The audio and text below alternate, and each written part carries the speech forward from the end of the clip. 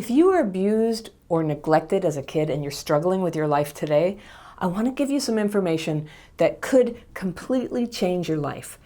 And it's about the true nature of the symptoms that show up in adults who had trauma as kids. There is a common and consistent pattern of symptoms that go with that. And here's a spoiler alert. They are way broader than anyone used to think. Now, the name for this pattern of symptoms is complex PTSD or CPTSD.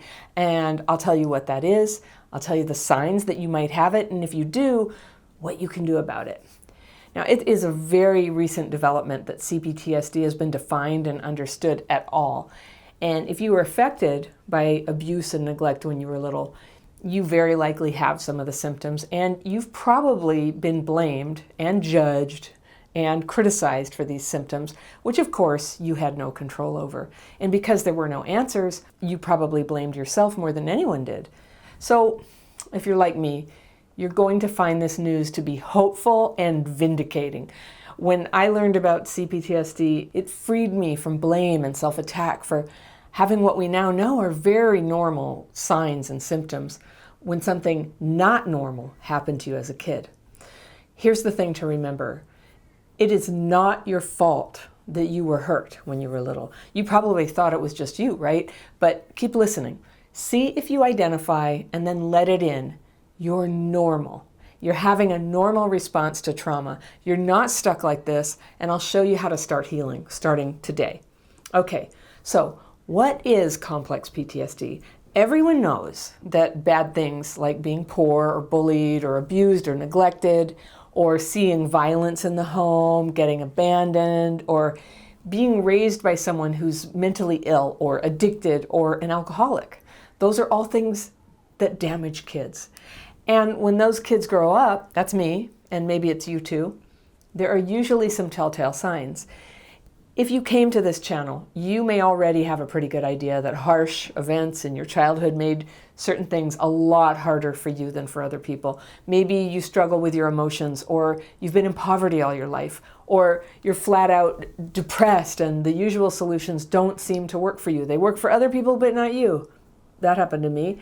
Maybe you keep finding yourself in crappy jobs and high drama relationships, or you fear you'll pass these problems on to your kids, or maybe you smoke, or you drink a bit too much, or you use drugs in a way that you wouldn't want everybody to know. They are not only caused by this, but they are all common side effects of a crappy childhood. So maybe your weight has been creeping up to an unhealthy number, or you've had more than your share of medical problems, but no one knows why. Maybe you attract hurtful people, or you suspect that you're the hurtful person, and you live constantly in fear that you're going to ruin everything with your partner. These are also classic symptoms of complex PTSD, and an important thing to know is that it's a little different than regular PTSD or post-traumatic stress disorder. So let's talk about that. PTSD is a real diagnosis, and it's usually used for cases where people had a traumatic event happen in adulthood, like taking part in a violent battle, right, for a combat veteran, or having a car accident. And the symptoms include flashbacks, anxiety, depression, insomnia, withdrawing socially, and emotions that come out explosively. There's other symptoms too. This is the kind of PTSD we're used to seeing in war movies that were made after, 1980 or so, when PTSD started to be understood. Well, the signs of it, anyway, because effective treatments for PTSD were still a long way off back then. Okay, so there's a second kind of PTSD called complex PTSD, or CPTSD, which is caused by chronic exposure to emotional or physical trauma, such as living through a war, being in an abusive relationship, or growing up in traumatic conditions that went on and on and on and on. That's the kind of CPTSD that I call childhood PTSD, when it starts in childhood. It doesn't always, but most cases of CPTSD are believed to be originated in childhood. So this CPTSD from childhood, which is where my work is mostly focused, has some features that are unique from standard adult onset PTSD. And of course, the science is still very much in progress, and we're going to learn more. But based on what we know now, exposure to trauma in childhood causes brain changes. And these can bring about a set of symptoms that are quite different than what you would see in standard PTSD. CPTSD, in fact, isn't even formally recognized in the DSM manual here in the United States. It's recognized in other countries, but the way that it's diagnosed is very uneven or non-existent or, not quite right. And the way it's treated is literally all over the map. There's no consistent pattern of treatment. But there's a general agreement it exists. And if you think you have it, I'm going to encourage you to focus not so much on the nuances of definition or diagnosis, but on the symptoms that are classic, common, and that can and do ruin people's lives. So why do I want you to focus on this? Because we may not have diagnostic answers in our lifetimes, but these symptoms, they're happening right now. They can be named, they can be observed and experienced, and best of all, they can be healed. Now, maybe they can't be healed perfectly, but you can make progress.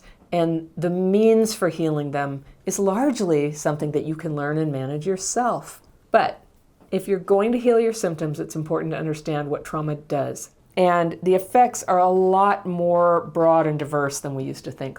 We always knew that trauma hurt people, but we learned about this huge new realm of trauma symptoms initially because of something called the ACE study.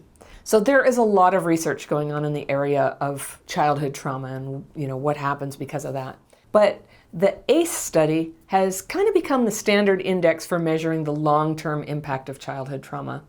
So the ACE study began in the mid-1990s when two physician researchers, Vincent Felitti of Kaiser Permanente and Robert Anda of the U.S. Centers for Disease Control, they interviewed hundreds of study participants about their history of what they called adverse childhood experiences.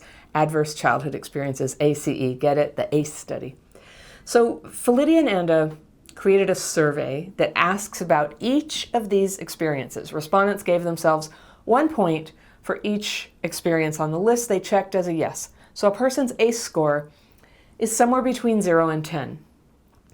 All right, here we go. The 10 adverse childhood experiences on the survey, I'm going to tell you what they are, and you can just count them off on your fingers how many are yes, okay? It includes physical abuse, sexual abuse, emotional abuse, physical neglect, emotional neglect, mother treated violently, household substance abuse, household mental illness, parental separation or divorce, or incarceration of a household member. And you probably noticed this, there are many other experiences that could and should have been included on the list. Like, how about the death of a parent? I lost my dad when I was 15. It was definitely a trauma for me. Or being targeted with racist attacks, or being desperately poor, or being a refugee. You can take this into consideration when you take the test. What the ACE survey measures, it's very general. For example, when they say, did a parent have mental illness, there's a big difference in a parent who, say, had a significant depression for a few months, or having a parent who suffered from schizophrenia all their life, right? Plus, not everyone reacts in the same way or has the same problems as a result of childhood events. But as a rough measurement, the higher your ACE score, the more likely you'll experience certain problems in your life. Not certainly, but your risk goes up. For example, all right, risk goes up for being depressed and anxious more than most people, to overreact to things and sometimes have anger problems. Your risk goes up to have difficulty connecting with other people.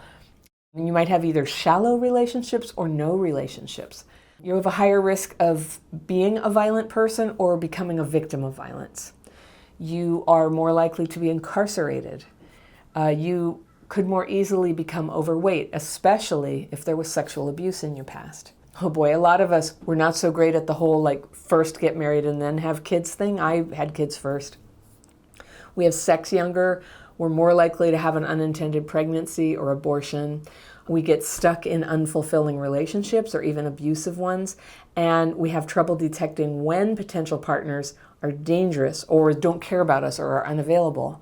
You have a higher risk that you'll have more than your share of addictions, including smoking, higher risk of diabetes, autoimmune diseases, migraines, chronic pain, reproductive disorders, and lots of health problems where no origin is found. Higher risk to have more than your share of problems with your focus, attention, memory, and learning.